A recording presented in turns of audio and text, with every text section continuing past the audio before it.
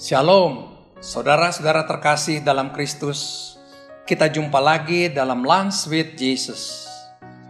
Bapak, Ibu, saudara-saudari terkasih di dalam Kristus. Hari ini saya akan membawakan tema gelap dan terang. Kata gelap dan terang adalah menurut firman Tuhan, bukan menurut manusia. Terang adalah semua yang benar di hadapan Allah. Kita sering mendengar anak terang untuk orang-orang yang sudah mengenal Tuhan Yesus.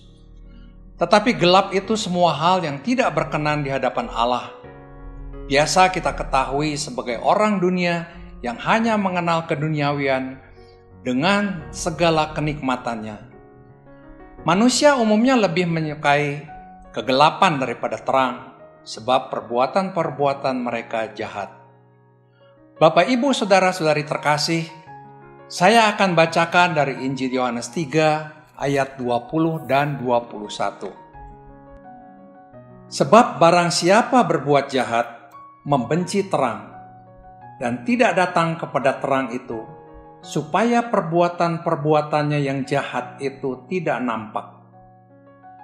Tetapi barang siapa melakukannya dengan yang benar, ia datang kepada terang, supaya menjadi nyata bahwa perbuatan-perbuatannya dilakukan dalam Allah.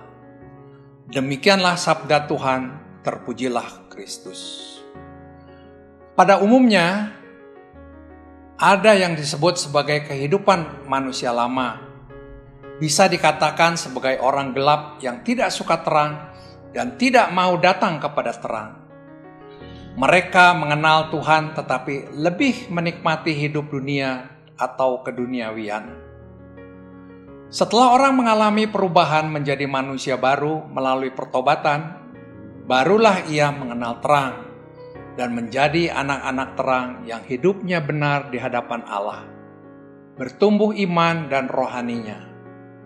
Bapak, Ibu, saudara-saudari terkasih, pertanyaannya, bagaimana bisa dari gelap menjadi terang? Jawabannya adalah pertobatan.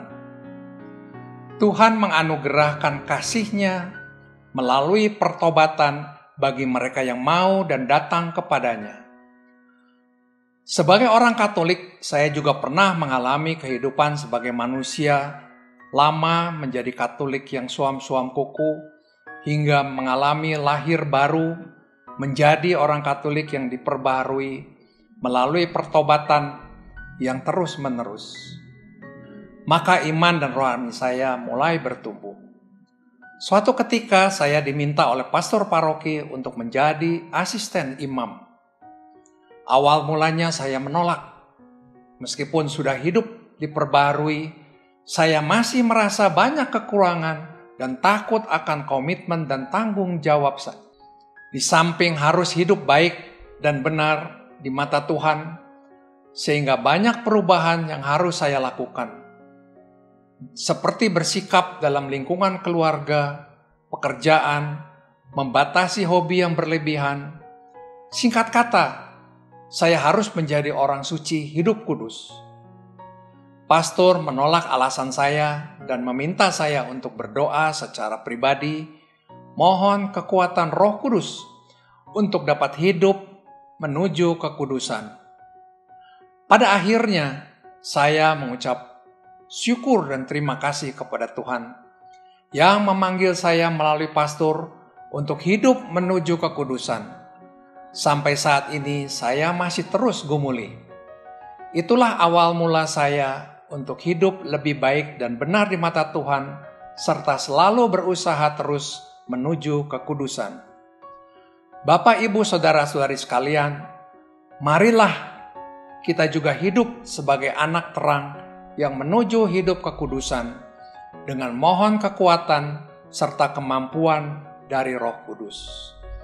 Mari kita tutup renungan siang ini dengan berdoa. Dalam nama Bapa dan Putra dan Roh Kudus, amin.